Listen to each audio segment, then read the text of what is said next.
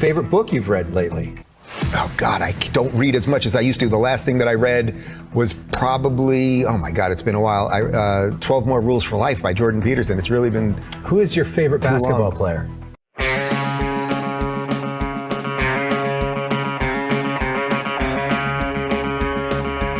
Yes, folks, Dave Rubin there, mentioning a 3-year-old book as the most recent book that he's read. Oops, I didn't mean to fade that out quite so hard. I'm Matt Leck. With me, hey David. Hey brother, how you doing? What's the last book you read? God, it's honestly it's hard for me to think of one because there's so many. Alain Pape's Lobbying on Both Sides of the Atlantic is probably literally the most recent one. Ryan Grimm.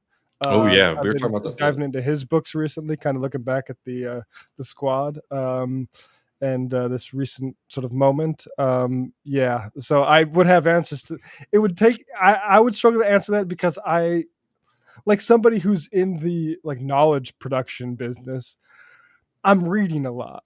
I don't know what business Rubin's in, but like I would suggest maybe opening more than a book than like the guy you went on tour with. That's the funniest. Well, this is why you gotta, love Dave. He's such a salesman and he knows what his job is. And he's like, oh fuck. Can't remember Ben Shapiro book. I can't remember a Crowder book. Just trying to think. He couldn't say his own, obviously. Yeah, don't burn this book. Actually, we should. So somebody read that. One of our buddies read that. Anyway, anything happen? I don't think so. I had a pretty quiet weekend. I don't know about you. I had a couple good runs this weekend. Nice. Cool. A little 5K action. Shit. So I actually went on a run, pissed at AOC and Bernie. I guess giving Biden some platform planks regarding things that are good, getting rid of medical debt. I think that's good, but I would also say like, well, what are we doing? Are we creating new medical debt after that? It's sort of like the student loan thing of like, yeah, like you should definitely get rid of and forgive debt that shouldn't have been created in the first place. It's obscene that people are in debt for those things. Do we still have a system that's going to put more people in debt after that? But anyway, nonetheless, I was pissed off because I think maybe don't throw a lifeline to and embrace the guy who's, among other things, genocidal, weird. He's not a good campaigner, and he's going to lose. and I come back and I see, I think Hassan tweet was the first thing I saw saying, okay, he's going to win now. And I'm like, oh, what's going to happen? What happened here? And Donald Trump in Pennsylvania. Butler, Pennsylvania. Yep. Shot at by a guy with an AR-15 from a building that frankly should have been maybe like not a whole lot of buildings in the vicinity. Like it's a massive Secret Service fuck up by all appearances. And I totally agree with folks demanding that investigation that's already happening. That's been demanded across the board. I mean, director of Secret Service should definitely resign. I mean, that is just truly kind of unacceptable protocol there from that institution. And frankly, sort of fits in with a lot of the things that we talk about on this program, Matt, which is American decline. The fact that there is a shooter on a rooftop by the former president, who's in the middle of a rally, and everyone in the crowd is pointing, hey, there's a guy up there. There's a guy up there. New York Times just reported that apparently that, some of the security forces had the shooter in their scope before you can they see fired. As much, actually. I mean, it is top to bottom, just complete failure. And, it's just like another one of these kind of realizations that you have to come to with the United States is that our capacity to do things, even the things that like us as like leftists and radicals sort of expect them to still be good at, which is sort of, security operations, things like that. No. And, I want to keep it on this Trump stuff for a little bit. But also, just kind of notable too, that they're, now pulling away the pier in Gaza. The absolutely ludicrous idea from Joe Biden that was supposed to be this kind of feat of military engineering that just ended up being a massive disaster and embarrassment for this country. I mean, and one that was predictable, the entire way. Like nobody thought that pier was going to be anything other than a propaganda object. And I mean, we'll talk more about Gaza with Biden later in the program. But I But mean, yeah, I mean, what was your? I mean, obviously, a general sense of what the reaction is here. But what are your thoughts? On this attempt now. We've had a few days to sort of deal with it and think about what its effects are going to be. yeah, I was amused to see people voice something that I kind of suspected, which is a reaction against this sorts the election out entirely. Well, one, because I don't think Biden was in good shape anyway. I don't think it necessarily helps, but also like uh, uh, watching that, it's like this is a country that saw that shooting in Las Vegas happen Hmm. and did shit about it. Mm. It's like we don't, it's just It's like keep. being in a car wreck. Yeah, exactly. And so like it's wild, the idea, and I think it's somewhere in between. I Mhm. think it's not helping. I think it's helping Trump animate his base. Definitely, they're going to sell a lot of merch on it. But I also think like some of this stuff was baked in to begin with. I think what's amusing, or I mean depressing, is how many Democrats, particularly in the Biden camp, or even in the ones that think he's going to lose, but like don't want to do shit, are like thankful there's something to point to besides them that through the election. Like that's the Mhm. main thing I think is like, oh shit, like there are literal people that are saying like, yeah, we think this won it for Trump, and so we're not going to do anything, and that is very typical, I think, of the Democratic Party of looking for any reason to possibly cave Well, in on I mean, something. it's just the image. This is the image that guarantees that Donald Trump is going to be the next president of the United States. Look, and it's a very dangerous time out there for our patriots, David. I have to show you. There's late breaking on the wire here. Our boy Oh Rudolph no! Oh, Giuliani. we got to keep this guy needs to be in lockdown right now. Oh, Exactly. Here he is walking down at the convention, and let's see here. We'll actually just play this. Uh, oh, down goes our ooh, boy. He's really down there. That's an old man. You no. do not want to see that, except when they've lived a life like Rudy Giuliani. Then you kind You of kind of are like, ooh, seesaw. Do I want to see this or do I not want to see this? But there he is. He's apparently fine. So he can solve more crimes or whatever he does. I mean, it's a very decrepit political party Great and a very decrepit political system that Republic. we have. But but seriously, for a second, I mean, on the shooting, I think it's of another kind of chapter in a very violent country. Obviously, everybody's sort of spending a lot of time trying to figure out the shooter's kind of motives and do they have a manifesto and all this kind of stuff. And we can talk about the details and things that have sort of come up. I'm less interested in that because, just frankly, people who engage in this kind of political violence tend to be unhinged. From people who came out, whoever came after Trump here, the person who tried to shoot Reagan. You know what I mean? It's like usually somebody who's willing to engage in a public spectacle of violence like that doesn't really have, everything together up there. And Genuinely. it's in our culture, like this sort of like I keep remembering this Rand Paul tweet that he tweeted out as a senator, being like, the Second Amendment isn't for hunting deer, it's for shooting the government when the government becomes Mm. tyrannical. And it's like you put that mind into people's heads, and like this kid, he donated to some sort of spammy Democrat pack, Which is very um, weird. Yeah, yeah. A very strange which aggressive pack. but As like Brian it's the just sort of thing noted. where they run ads that could be like, should Joe Biden pardon Trump, like that sort of shit.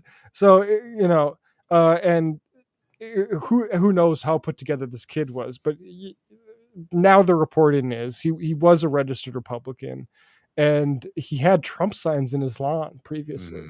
Mhm. But it's like you put all this stuff in the ether, and like I don't say that to um uh wash the Democrats' hands of this. I think there's a lot of cynical things, and Democrats need to turn the temperature down. I don't think that.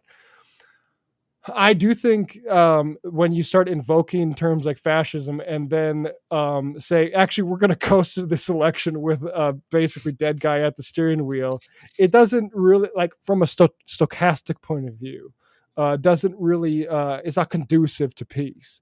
But I mean, generally speaking, I think this is very American. The AR-15, some guy had a chance to like do some serious video game shit with it. Like when you buy something like that, and I don't have an AR-15, I own guns, but not any of the, fancy G.I. Joe ones like that. I imagine some weird thoughts start going through your head when, things start happening in your community that aren't maybe typical. And you're like, well, how does my gun apply to that situation? Particularly if you're maybe a little bit troubled. And so I think it's just shocking that, like, that. Why would you not have a Secret Service sniper on that building? Like, you look at the overhead maps of this stuff, and there's like very few other places they could even be at. It's wild. No, I mean the more that, again, like the more that you look at what actually happened, like on the ground there, technically, just a real disaster and embarrassment for the And people. I mean, I think it would. I'm glad that Trump turned his head. No, I mean, Fucking absolute. disaster. It would have been if Trump were to, yeah, that would have been an absolute disaster. And I don't think people sort of recognize the horror that was around the corner. I don't like thinking about it. No, I really don't. So, I mean, I wanted to say two quick things before we jump onto these other bits that we're going to be talking about today, because at this point, I think it's very clear, what the consequences, at least immediate ones, of this event would be. Trump's base very, very fired up. I was in Green, Texas over the weekend, and boy, the Trump flags were flying. People were, I was like out, and like people were like going back to their vehicle to get stuff to put on, kind of thing. Now, whether or not that's going to change like results, who knows? But it's certainly gotten a lot of people very worked up, understandably. They've definitely pulled in some money. We'll talk about JD Vance and some of the reasons that some of those other folks might be supporting them. But it created a very convenient excuse for a lot of these folks who are sort of saying, oh, we might be sort of sitting out or being quiet for a while, to come out very, very boldly in favor of Donald Trump. But the fundamental thing that I really want to hit home is it should be a very easy thing to condemn political violence and to say that's not a solution to the crises in American democracy.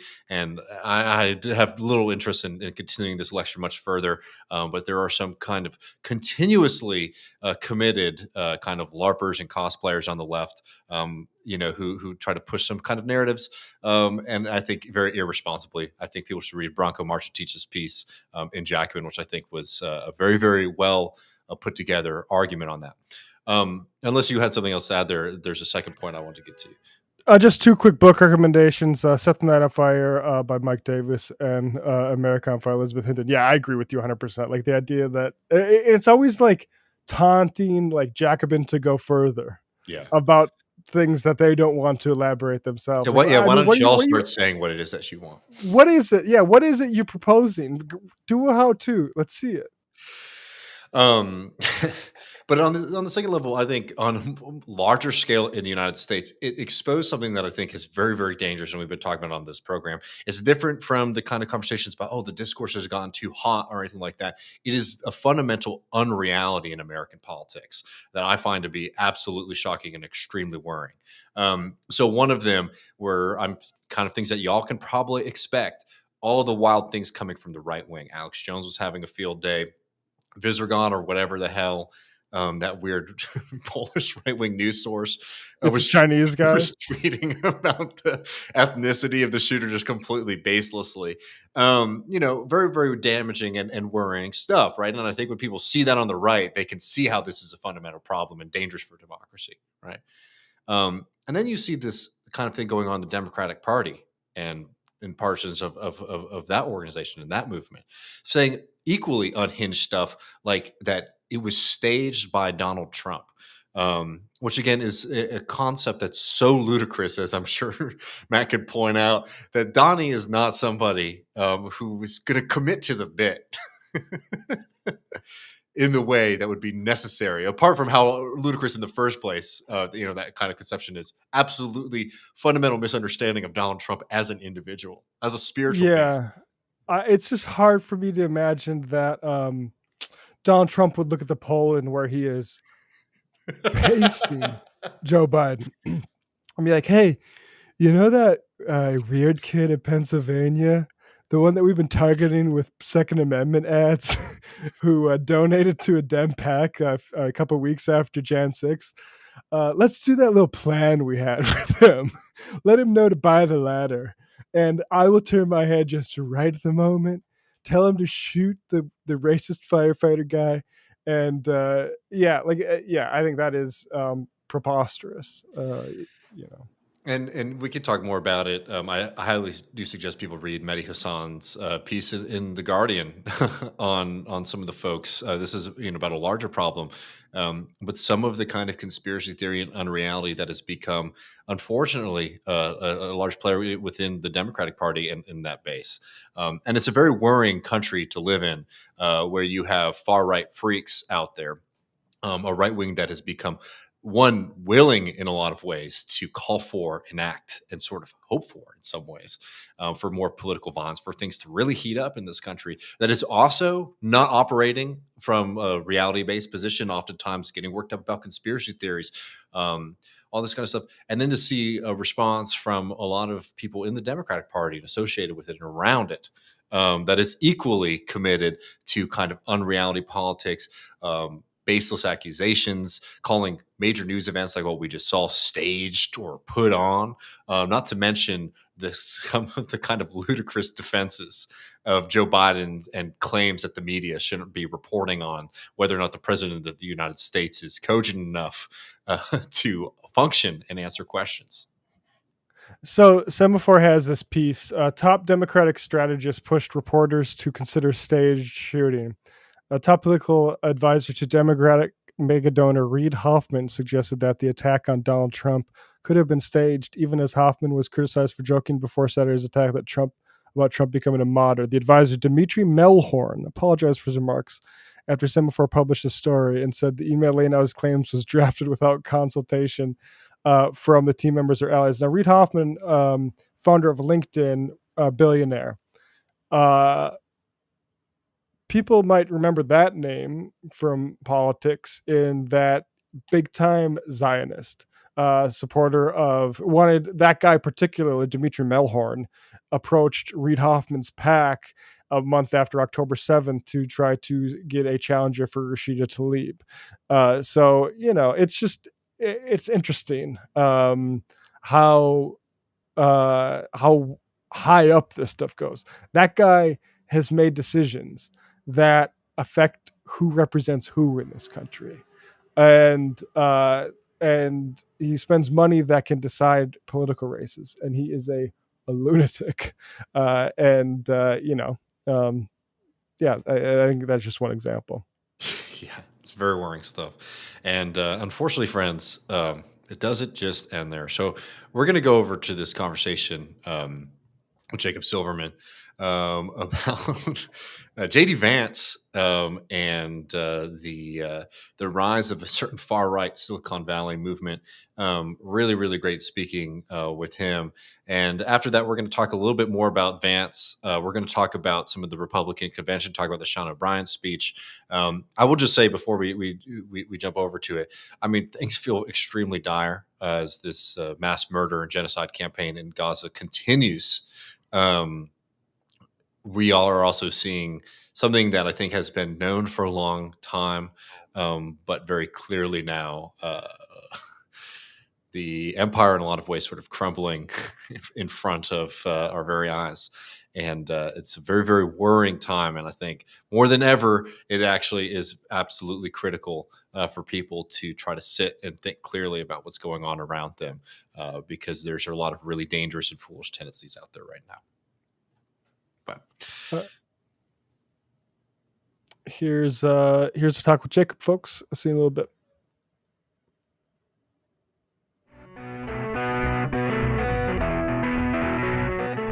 Welcome, Left Reckoners. I'm Matt Leck. With me is David Griscom. Hello, David. Hey, brother. And joining us today is Jacob Silverman. Jacob is a freelance journalist, co-author of the New York Times bestseller Easy Money, Cryptocurrency, Casino Capitalism, and the Golden Age of Fraud, and author of the upcoming and a book I highly anticipate, Gilded Rage, Elon Musk, and the Radicalization of Silicon Valley. Jacob, thank you so much for joining us today. Thanks. Glad to be here. Today is actually a very appropriate day to have you on because Trump has made his vice president pick. And I think David and I will probably have plenty to say about the whole Mima folksiness of JD Vance. But what he really is understood now as is a representative of Silicon Valley. What's your response to Trump picking JD? Well, it's funny because, he has to have someone who can keep under his boot a little bit. So to speak.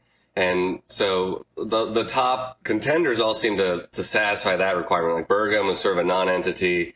JD Vance has had to come around from describing Trump as cultural heroin and possibly like Hitler.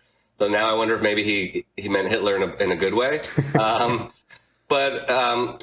there's that side of it, of course, that dynamic between the two of them. But more importantly, I think this is sort of the triumph of tech money and the right-wing tech influence that at least I'm chronicling, and maybe I am thinking a little too much of my domain here, but JD Vance is long past the good old boy who rose up from humble beginnings to become a Yale law grad, a lawyer, a venture capitalist, Peter Thiel disciple. I mean, he owes pretty much everything, including his Senate seat, to Peter Thiel.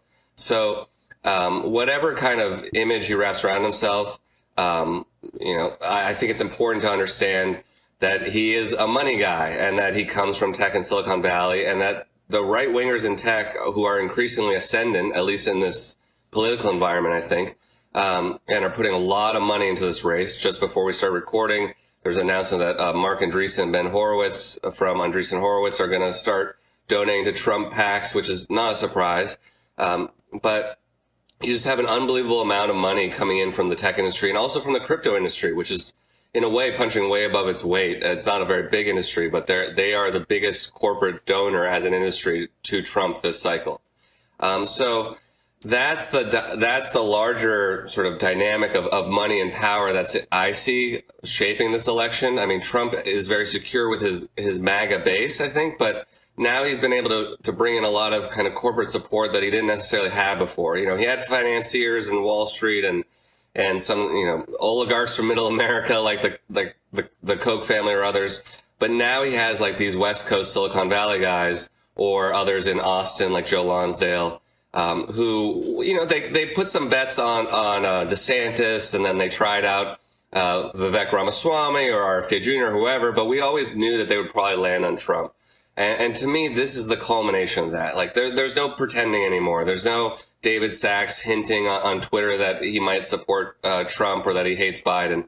It's all out in the open now. All the money is rushing in, $45 million per month from Musk. And now you have one of their own.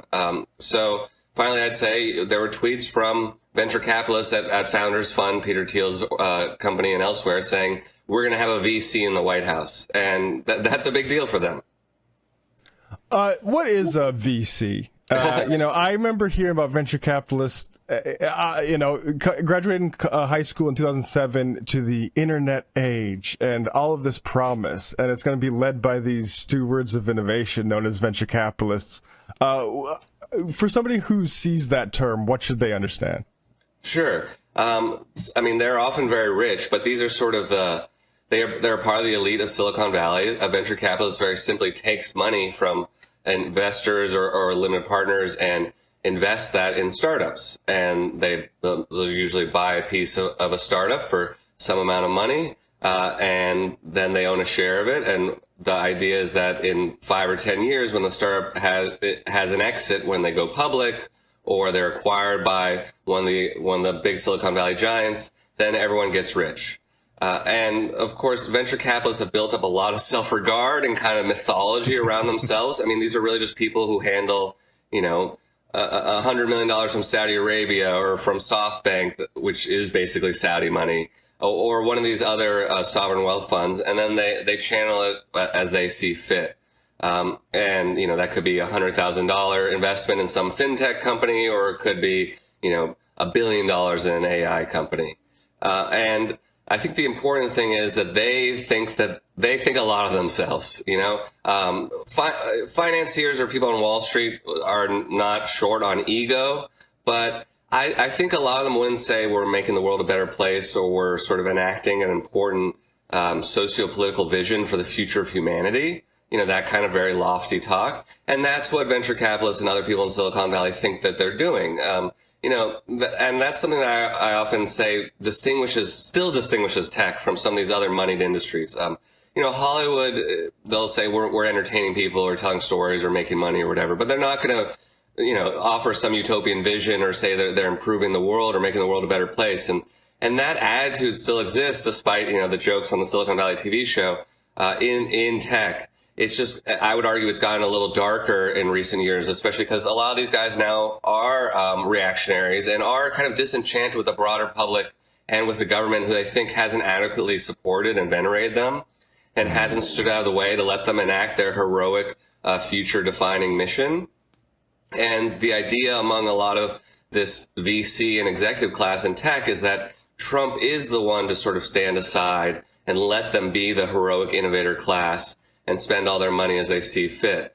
A lot of them have done quite well under Biden, but the interest rates were raised. That was the Fed's decision, but it's sort of blamed on Biden. And the FTC under Lena Khan has been very good about cracking down on antitrust issues, which has pissed off some people in tech. Actually, JD Vance has praised Lena Khan, but that's a whole other issue.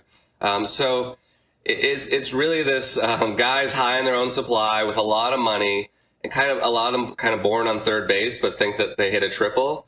And they're what can I say is that they seem very angry that they're not that there are people who disagree with them. There are people who don't think that building out AI and devouring the electrical grid is a good thing, or that Silicon Valley should embrace military work and things like that. But they have the money. The JD Vance a lot of people have commented on how it's kind of a creation of liberals. Having him on Fresh Air and talk about, oh yeah, what did your grandma say about racism?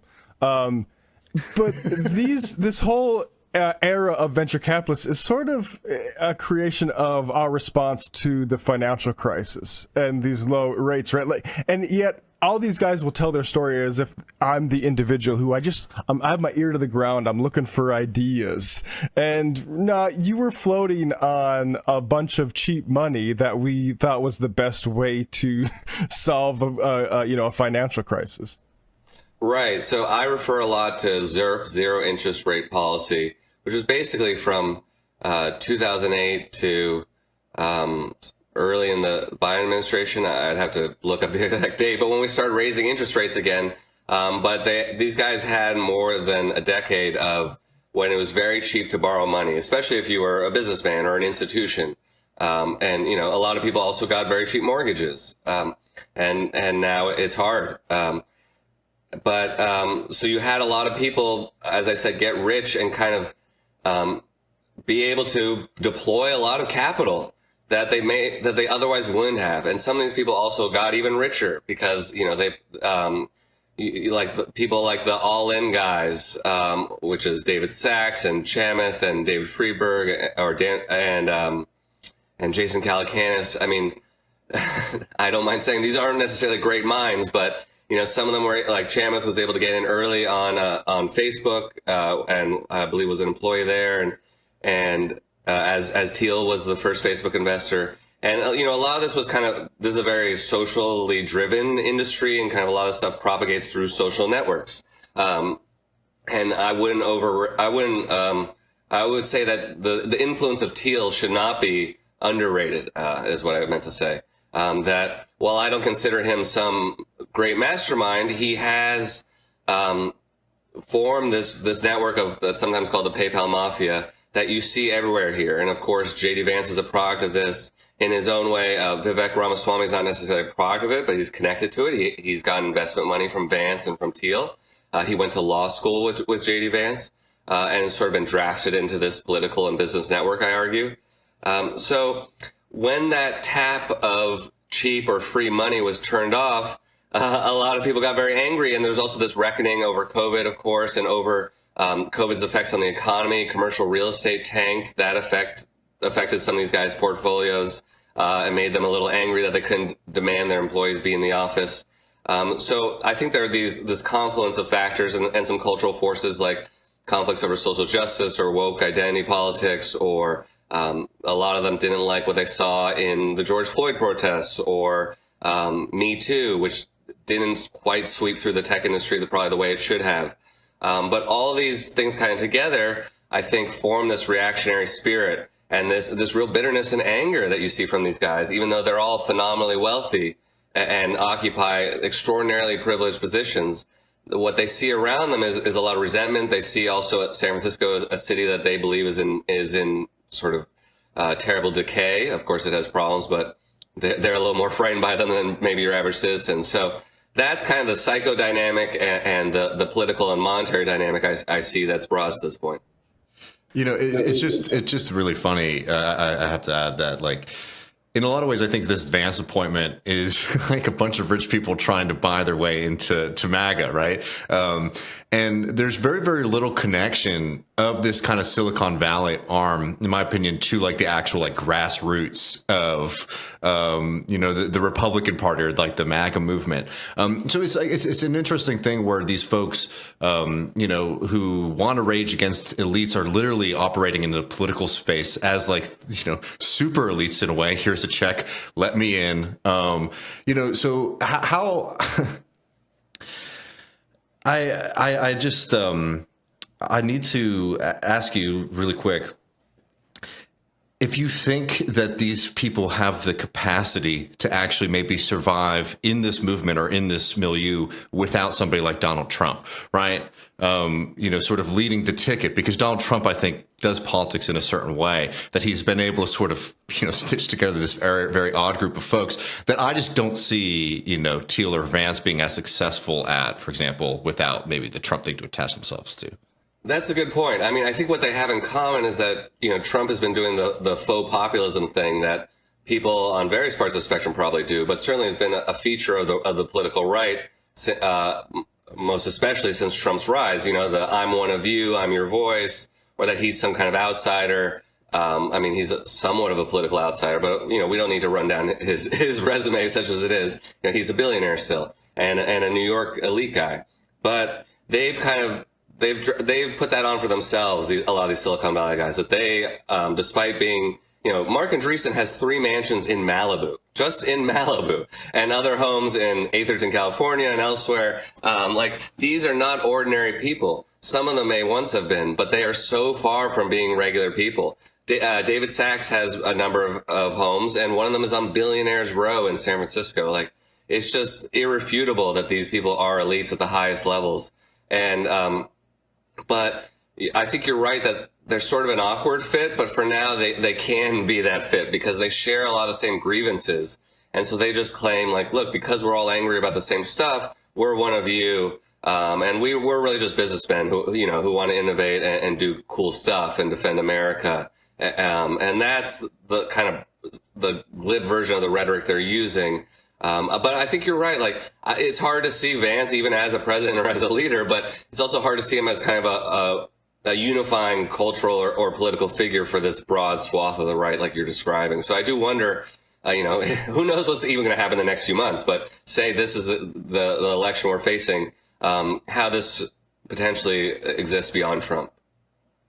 Yeah, and I apologize for any East India Company experts that reject this comparison, but Spiro Agnew had a famous phrase where he said the nattering nabobs of negativity, and I never knew what a nabob was, but a nabob is somebody who made a bunch of money in colonial India and was sort of like a problem politically back at home, and these are just nabobs. Like they got a bunch of money from those zero interest rates, and because we decided, we don't know how, we could have given all of that money to people that needed to pay for their mortgages, right? And said we gave it to these guys to make Bitcoin and AI now.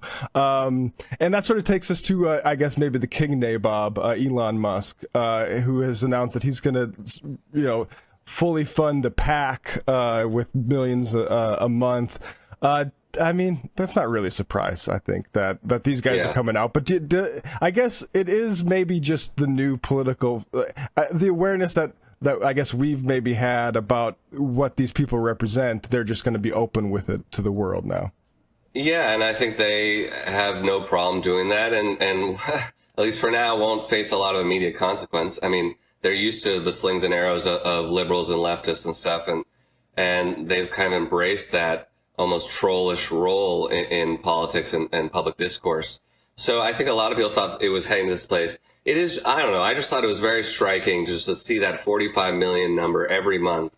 Mellon, I think it's Thomas Mellon, whatever, one of the Mellon heirs is donating like $100 million, but he's a very, and I think he's up to 115 million this cycle. He was the biggest donor, but it's like him and Jeffrey Yoss, and now Musk, of course. I mean, we're going to have this list of competing mega donors who we're probably going to have a half dozen people maybe over $100 million.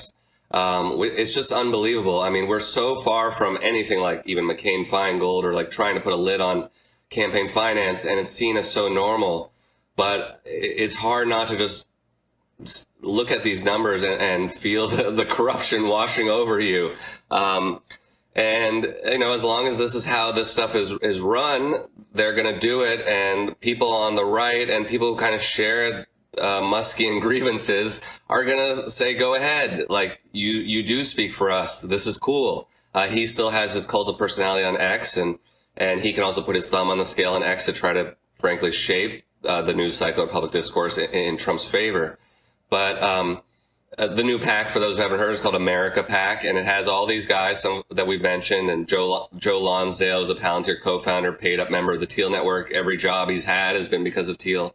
And that's just really the new state of play. But, you know, so I think we shouldn't ignore the fact that other people were doing this before, other people on the right were doing this before, and some of them are involved this time around, like the family that owns Uline Packaging. I forget the name of that couple. You know, these are people who we don't really know their names even, but they're donating like $60 or $70 million because that, you know, they don't want heat protections for their workers in warehouses in the middle of the country or whatever. But it's kind of that old school Republican money uniting with this new easily gotten tech money, these nabobs who think they deserve a seat at the table. And now it's as open as, you know, their bigotry on X. And until there's kind of sufficient pushback or legal pushback, I think that's how we're going to experience politics now. With a bunch of flim-flam artists. Because, yeah, I mean, I have to point out that the return of investment for venture capital in this country is not great, nor are business startups. Yeah, I mean, that's certainly worth noting. It's like, for all the self-regard and mythos that they've tried to build up around themselves, they're actually not that successful. Like, there are a lot of people, even people with a more conservative bent, who think there are better ways to deploy capital. I mean, we could talk about central planning, of course, and the fact that the U.S. government has really seeded Silicon Valley in so many ways and now provides people like Musk with essential contracts. But even on its own, this hasn't been an efficient use of resources or even of private corporate resources. You know, we've gotten a few big monopolies and a lot of little startups, a lot of failures, and then a really kind of cosseted reactionary class of elite money managers. And there's another way of doing things, and certainly another way of doing things in tech if we can find our way there. I got to say, we might be forced to it because isn't AI sort of the big bet now, right? And yeah, it may be a little bit shaky at this point. Like, it's still chatbots and weird images. Yeah, it's interesting to kind of follow because the uselessness or the perhaps existential and unavoidable flaws of some of the stuff, like the hallucinations and just getting things wrong and the sheer unreliability. For people, even like journalists who have to rely, or lawyers or whoever, doctors who have to rely on valid information, I think this was scary from the start. But you had all this money and resources behind AI. And actually, you do see some interesting notes of criticism. Like there was a Goldman Sachs report that's gone around where they're basically saying, where's the money? Where's the return on this investment? The resource expenditure is unbelievable. So that surprised me a little bit that we're starting to see that maybe a little sooner than I expected. But you're still, because they're finding ways to deploy it a little bit, at least in a corporate kind of cost-cutting way, call centers and other places like that, or any customer service kind of domain. They're still going to be pushing it for a while longer. I mean, they're dependent on this. But the problem is, as that bubble inflates bigger and bigger, when it inevitably pops, because we're not going to see that ROI, it's going to affect a lot of us in a way that the crypto bubble popping did not affect the broader economy. Well, I have to throw in here on the AI and the crypto thing too. It's like it's always interesting to see like the material consequences of these things, because the people think, oh, they exist in the computer, they exist in the cloud, they're ethereal, But here in Texas, where we've had a boom of crypto and AI, don't get me wrong, I don't think it's necessarily going away, but we're starting to get pushback from even some Republican politicians who are getting calls from their constituents being like, hey, I can't sleep because like there's this horrible data center next to us, or our electricity, it's gobbling up all of our electricity. I mean, it's interesting to see how these folks are going to be able to play in that kind of political dynamic, because like you can praise Greg Abbott and drop a lot of money in Dan Patrick's pocket, but that's only, a certain part of you really have to spread the wealth around. Yeah. And Texas is totally ground zero for this stuff. And I think one issue, I mean, there have been some stories. There's one in Time Magazine about, these Bitcoin mines, which are basically huge data centers, and they kind of just throw everything in there and don't always worry about like, oh, how much electricity we're using, or environmental pollution or noise, are basically causing people to get sick, headaches and fatigue and all kinds of horrible neurological stuff. Someone kind of joked with me that Havana syndrome is real, and it's actually this, which I think is true in a way. And there's one thing of like praising this stuff in the abstract, or politicians thinking it sounds good, but then when you have rural voters who are like, we're all sick because this thing I don't even really understand is sucking up all our electricity down the street, and also the grid's not working. That's a whole other thing. One issue we've run into a little bit, I think, is that you had a bit of a pop of the crypto bubble. It got inflated back again over last year, but also a lot of people in crypto, and including the infrastructure, simply pivoted to AI. You could use some of those data centers or even the GPUs and other technology to run AI. So some of the stuff is done very shabbily, or it's just like, oh, let's reboot that coal mine or that coal plant down the road. But, there's a way in which maybe that kind of local backlash, whether from Republicans, Democrats, whoever, could stem this in some way, perhaps, or bring some local victories, I think. Yeah. Well, it's not progress. Just like fracking, getting sick from the rumbling and earthquakes underneath. It's not Very much progress so. unless the community's getting sick from it. Jacob Silverman, I can't wait for Gilded Rage, Elon Musk and the radicalization of Silicon Valley. Thank you so much for joining us. And where should people follow you? Sure. I'm still on the site known as X, the everything site, as Silverman Jacob. My website is jacobsilverman.com. I'm trying to finish this book as fast as I can, though I have to wait for the election, see what happens too, but it should be out fall 2025 from Bloomsbury. Awesome. Thanks, Jacob. All right, thank you.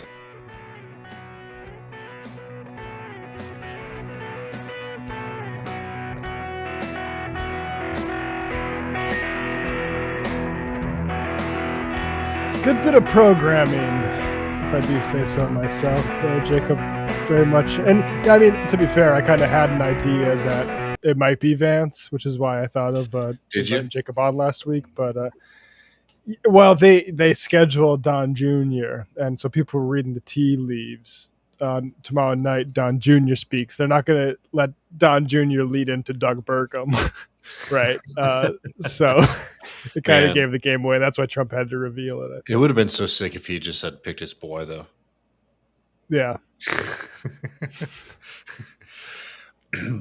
Yeah, I mean, well, Matt, as somebody who is reading the tea leaves, I mean, this JD Vance thing, what does it mean?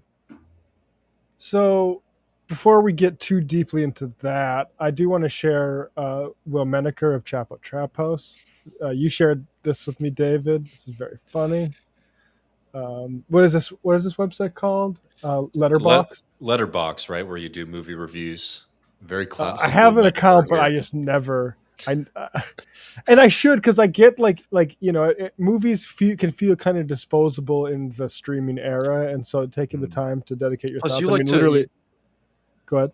I'm saying you get into some kind of obscure horror films and stuff too. I bet that you would have a cult following.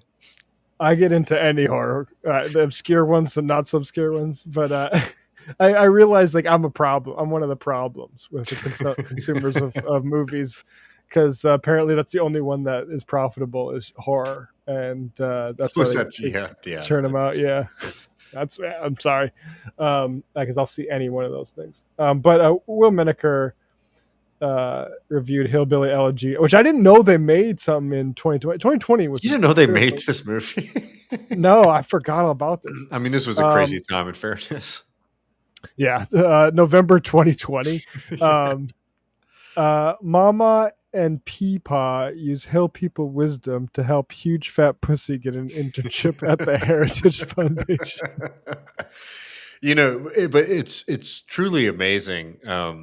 And I think people might forget just how much people gushed over JD Vance over those years. Um, I mean, really, really, really wild kind of stuff, because he was saying the thing that's funny is like now, obviously, like the kind of New Yorker folks hate him. But there was a time when they liked him, because he was telling them what they always wanted to believe, which is like the problem with that part of the country is that everyone's got a bad soul and they're all addicted to drugs because they can't control themselves. Yeah, it's wild. I can't get over this interview with Terry Gross of Fresh Air. That was like 2017, and I have it downloaded here. I'm going to put this up, but just because he was already at that point a National Review writer, everyone should have known. And it was like I think a never Trumpy sort of articles, but like it's National Review, folks. Like, do we really need to suspend our disbelief on that? And we're asking this guy about racism, and like I don't know. Maybe I'll play a little bit of this here please. for everybody. But yeah, it's at the end of the interview where he's talking about Trump. And I think I could share this just fine. Okay. This is like really the thing that everyone's bringing up, which is that he bashed Trump, called him like maybe sort of a possible Hitler. Oh, damn it, David. I can't play it because we can't share audio, anything but tab audio. Oh, man. Sorry, folks. I'll try to work something out here. But is there anything else besides? I think we'll have more time for Vance, but I think we should do Sean. Well, I mean, we could talk about Vance even without that. I mean, Okay. I mean, I think that this is. I think it's a pretty important announcement here. Yeah. For a few reasons. One, I think that it's a kind of. I do like. There are people who have been getting really mad at folks for saying this, and I think you're right to be mad at folks who are sort of buying the bullshit and thinking that like there's a real realignment in the sense of like the Republican Party is going to become some kind of like anti-war pro-worker party. I think you're certainly drinking the Kool-Aid, Right. but I think it does sort of cement a legacy for Trump and Trumpism that can outlast them successfully or not. Certainly a question here. But there's a big difference, as I think we were talking about earlier, Matt. Big difference between needing to put on, a good old Christian boy on the ticket to make sure that the evangelicals feel happy and seen and represented next to the billionaire from New York City, Donald Trump, and picking somebody like JD Vance, who is very much a character of this kind of like new right wing formation. New right, same as the old right, maybe in a lot of ways. But I think a significant difference that is like at least worth sort of entertaining and questioning what it is that this kind of politics represents. Yeah, here's a little bit. We'll take this from the very top of Fresh Air. This is 2017. This is Fresh Air. I'm Terry Gross. My guest, JD Vance, is the author of the new bestseller Hillbilly Elegy, a memoir of a family and culture in crisis. He says the book is about what goes on in the lives of real people when the industrial economy goes south. He writes about the social isolation, poverty, drug use, and the religious and political changes in his family and in Greater Appalachia. He grew up in a Rust Belt town. And just for folks who don't remember the context here, this was post-Trump. This is peak. How did that happen? We're going to get Trump, and is a little bit inevitable this time, which is very much not how it was. I think a lot of people remember, but for any kids out there, 2016, people were very, very shocked. And this was sort of in the wake of, how do we understand the people that didn't vote for Hillary Clinton out there? Which is what they get to at the way end of the interview we'll talk to. In Ohio, We'll get to. In a family from the hills of eastern Kentucky. Until the age of 12, he spent summers in Jackson, Kentucky with his grandmother and great-grandmother. Vance joined the Marines, which helped him afford college. After attending Ohio State University, he went to Yale Law School, where he initially felt completely out of place. He's contributed to the National Review and is now a principal at a Silicon Valley investment firm. JD Vance, welcome to Fresh Air. There's a paragraph from your new book that I want you to read. It's on page 2. There is an ethnic component lurking in the background of my story.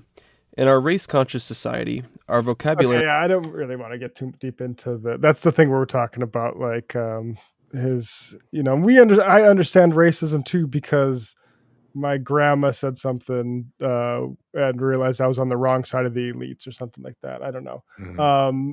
And here's at the way end, they're talking about Hillary Clinton and if he can vote for... yeah, here it is. And Trump too. So this is the newsworthy stuff that he has to. I mean, I don't know. We've kind of talked about this, but him saying, "Actually, I changed my mind because Trump is so great," is not the worst thing in the world from a propaganda standpoint from the right. Over his many properties. I mean, it's such an extravagantly flaunting it rich lifestyle that he leads. I'll take that back a little bit. Sorry. I think it's amazing how low the bar has been set by the political conversation we've had for the past 20 or 30 years, that this guy, who many people don't think is going to solve the problems, is still getting a lot of support from people who are blue-collar white folks. I think a lot of people are mystified that working-class people would find anything to relate to in somebody whose accent might sound working-class, but was born into wealth and has, is a billionaire if you listen to what he says about his net worth, and who has gold all over his many properties. I mean, it's such an extravagantly flaunting it rich lifestyle that he leads. Like it's always a little. This is so classic. Like, he's not even tasteful with it. Right? Like, it's not like the Hamptons or like Connecticut, where it's, a nice little beach house with tastefully done decor. It's glitzy. He's like, no, that's why. Mm-hmm. That's why they buy into it, because he fucking, puts his entire thing gold plated. It's something that a lot of these folks just never got. It's a very particular kind of like waspy world thing. But when Trump was running the first time for president, I remember him in a debate with Hillary Clinton, and she was, calling him all these things, silver spoon. And he was going on about how, look, they wouldn't invite me into their clubs, right? I had to create my own clubs where we could, invite Jewish people and Irish people and all these other folks. And like, people forget that, like, look, I'm not trying to say Donald Trump is salt of the earth, but there is this kind of like, they miss that there is this kind of, the part of the gaudiness here is that, like, he felt that he wasn't sort of accepted by a certain elite in New York. Yeah. Well, and the truth is, like, there's two things. Like, he is sort of always been a politician as a New York developer, because his deals have been dependent on having good relationships with politicians. And two, he is closer to, he is very tied into ratings. He's an entertainer. Those motherfuckers. And guess what? He's tied into those people He's the people that he sells Trump steaks to, the people he sells Trump University to. He has a very intimate relationship with a lot of those people, and knows their psychology because he's seen value to himself in it. So hard to understand why somebody who so strongly identifies as working class would think that somehow he'd be able to best represent their interests. I certainly understand why a lot of folks are surprised. I think a big part of it is just the way that Donald Trump conducts himself. A lot of people feel that you can't trust anything Hillary Clinton or Barack Obama say, not because they've necessarily lied a lot, but because they sound so filtered and they sound so rehearsed. Donald Trump, if nothing else, is relatable to the average working class American because he speaks off the cuff. He's clearly unfiltered and unrehearsed, and there is something relatable about that, even if half of the things that he says don't make any sense or a quarter of the things that he says are offensive. There's something to be said about relatability. And it's not, there's been a lot written about how elite political conversation is not emotionally relatable to big chunks of the country. I think that in a lot of ways, Trump is just the first person to tap into that sense of disconnect in the way that he conducts himself with politics. So as a conservative who thinks that Trump does not have the answers and isn't qualified to be president, what are you going to do this election, if you don't mind saying? My current plan is to vote either third party or, as I joke to my wife, I might write in my dog because that's about as good as it seems. But, I think there's a chance, if I feel like Trump has a really good chance of winning, that I might have to hold my nose and vote for Hillary Clinton. But at the end of the day, I just feel like she is so culturally disconnected from the people that I grew up around that it would be very, very hard for me to cast my ballot for her. So ultimately, I think I'll probably vote third party. I might vote for this new guy who I really like, Evan McMullen, who I actually met the other day. But I think that I... Now look... I mean, okay. I'm going to vote third party because I can't stomach Trump. I think that he's noxious and is leading the white working class to a very dark place. And ultimately, I just don't share Hillary Clinton's politics. I'm just curious, though, in terms of the cultural difference you see between your life and the Clintons. Like Hillary Clinton's mother was, I think, poor. Bill Clinton's had a single mother who was somewhere between poor and working class. They have a lot of money now. You have a lot of money now. Yeah, so I think that there are obviously a lot of things that are relatable about Hillary and Bill Clinton, but fundamentally, they've surrounded themselves by very elite people who went to very elite universities. And because of that, both in the way they conduct themselves and... I mean, frankly, the person who inspired him to write his book, Hillbilly Elegy. Tiger Mom? The Tiger Mom, yeah.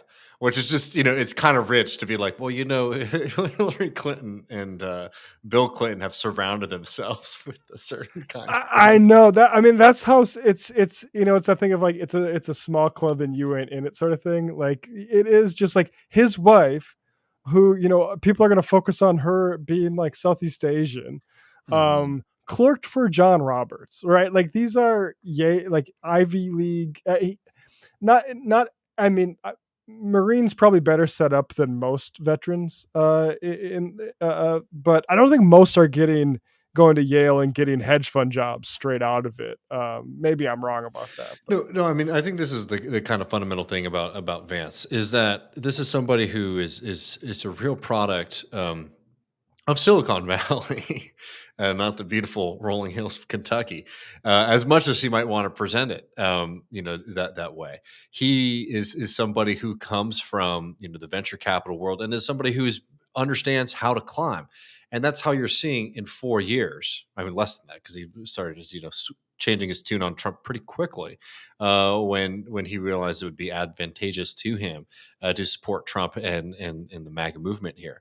So this is not somebody who is like, it's been wild to read some of the fawning coverage of Vance from some of the folks out there who still think that there's going to be some kind of labor/conservative realignment. Because Vance is always sort of presented as like a kind of maverick, somebody who's willing to do the hard thing, and fight for the working class, and stand up for America, and sort of pull us out of foreign wars and all this kind of stuff. You look at his his political record, and it's a lot more shallow, than the praise and the kind of conversations that we have about him. And you got to give it to him, Vance, and the team behind him and the folks around him. They've done a really damn good job of sort of preventing Vance as, wow, what an enigma. How do we sort of hold these two truths to be correct, that he's a Republican, but he's willing to say these certain kind of things? Well, it's because politically, actively, materially, he's not very committed to these other kind of things. I mean, for all this talk about pro worker stuff, and we're going to talk about the pro worker stuff more in depth with like Hallie and the rest of this crew. Um, Vance isn't somebody who's out here crusading for working people. Certainly not organized labor, right? But why does he get to, hold this mantle? Because he says things like, I think that, people should, that like unions are fine. Or I will like, I'll show up at a, at a picket line, where I'm, oh, by the way, not very welcomed by a lot of the folks there. Right. And look, interesting strategy. I mean, I think that, it's probably good for politics if you were just a neutral, politician. Like, yeah, showing up and saying they stand with working people is sort of a no-brainer. It's amazing that a lot of them are so afraid of doing that kind of thing. Yeah. But it's not an actual like significant commitment to these kind of ideas. And, he's been able to get a tremendous amount of press and attention on sort of being a quote unquote different kind of Republican. And, now he is the vice presidential candidate for one of the most popular Republicans in the country, Donald Trump. Yeah, and a decision made, I don't think because it necessarily helps win Ohio or something like that. I think because of that connection to it's a connection to the money, and those guys are going to have pretty good access. Our venture capital friends are going to have pretty good access to this Trump administration. So all of those morons, and the way you could tell this was by watching kind of like independent media, right wing media in the as we've been doing, Matt, for a while. I remember how they were all talking about Ron DeSantis, swagless DeSantis, as like an actual embodiment of the MAGA movement, and maybe Trump was great, he did all these great things, but no, DeSantis is really going to be the embodiment of it. Well, it was a media play because Sachs, Teal, all these folks, they want to buy a politician, particularly a president, who can do the things that they want them to do, particularly protect them and make sure that more money flows their way. Because as we were talking about with Silverman earlier, these folks are massive beneficiaries of American government largesse. It's actually fundamental to their business model. So they need to make sure that those pipes are still flowing, and they want to have a politician who would be willing, to do that for them. Trump's a little bit difficult because, he's particular.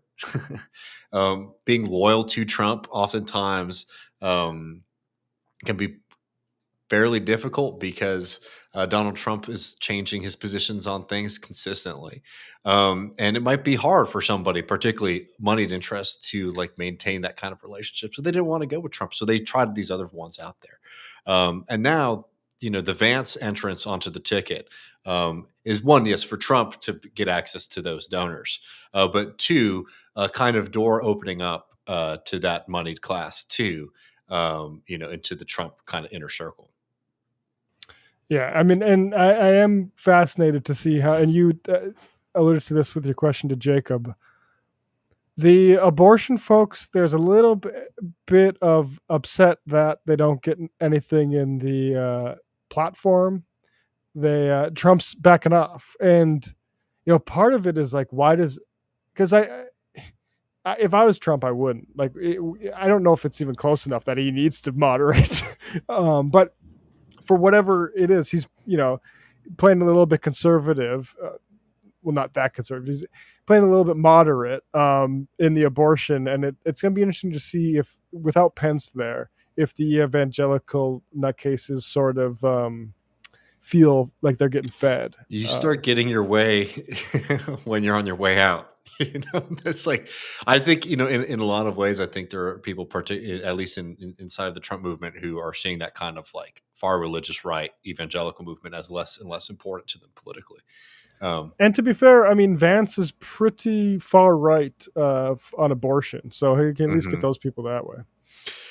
And I mean, the divorce stuff is a whole other conversation. I mean, look, this is the thing about it too, is that, for all this talk, you'd think that Vance sort of might represent a kind of moderation of the Republican Party, a kind of turn to like just good governance, maybe a little center right, but not trying to be, a labor crusher. But what is, I think, abundantly clear with his alliance with not only Donald Trump, but some of the big moneyed interests, very famous union lovers like Peter Thiel and Elon Musk and David Sachs, is that these aren't actually sincere convictions. And I don't know how well these people are going to be capable of actually promoting that message out to the public. So we'll see. Now, do we want to talk about realignment a little bit, Matt, with Deshaun O'Brien, or should we do that in the post game? I think folks should go over to patreon.com/leftreckoning. Become a patron of our show. You've watched this far. 290 of y'all. 266 on YouTube, 23 on Twitch, and one of you, shout out to our sole Facebook viewer, patreon.com/leftreckoning. Yeah. No, for real. Come over there. We're going to be talking about Sean O'Brien realignment, in quotes. I'm going to watch Joe Biden. We got this Joe Biden clip. That's so nuts. It's really crazy. You aren't going to want to miss it. So patreon.com/leftreckoning, friends. Appreciate everyone. Take care and come see us on the other times. Yeah, really bizarre times.